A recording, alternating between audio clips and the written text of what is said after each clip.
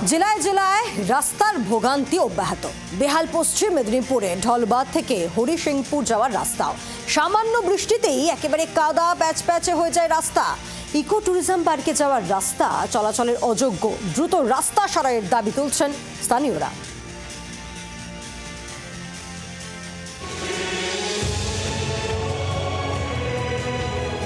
বর্ষার মরশুমে জেলায় জেলায় বেহাল রাস্তার ছবি বারবার সামনে আসছে। কোথাও বেহাল রাস্তার জেরে অ্যাম্বুলেন্সের জায়গা নিয়েছে ডুলি বা খাটিয়া, কোথাও আবার ঘটেছে দুর্ঘটনা।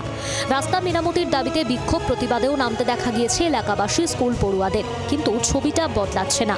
পশ্চিম মেদিনীপুরের চন্দ্রকোনা 2 নম্বর ব্লকের বসনছড়া গ্রাম পঞ্চায়েতের ঢলবাঁধের রাস্তার বেহাল দশা।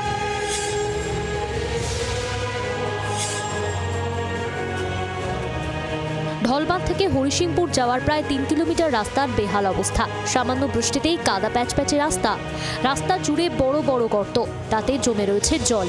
এই রাস্তা দিয়ে যেতে হয় ঢলবাঁধ ইকো ট্যুরিজম পার্কে।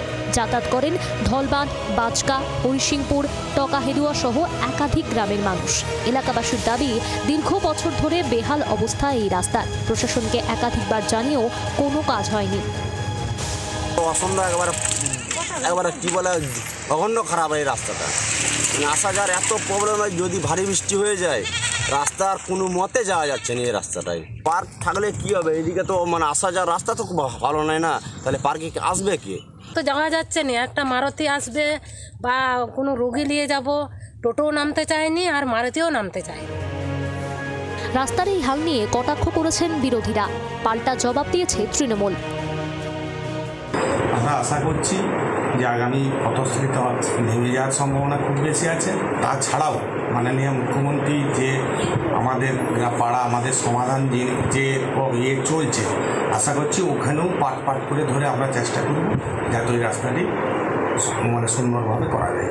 পরিকল্পনা বহির্ভূত খাতে খরচা করার ক্ষেত্রে তৃণমূল চিরকাল সিদ্ধহস্ত। ঢলবাঁধে ইকো ট্যুরিজম পার্ক বানানো হলো, কিন্তু সেই ইকো ট্যুরিজম পার্কে মানুষ যাবে কি করে? ঢলবাঁধ যাওয়ার যে রাস্তা, সেই রাস্তা একাটু কাদা। কবে দীর্ঘদিনের বেহাল রাস্তার হাল ফিরে, সেদিকেই তাকিয়ে সাধারণ মানুষ। ক্যামেরায় বাবলু সন্ত্রার সঙ্গে চম্পক দত্তের রিপোর্ট, জি 24 ঘন্টা। বাংলার আওয়াজ, বাঙালির আবেগ, জি 24 ঘন্টা।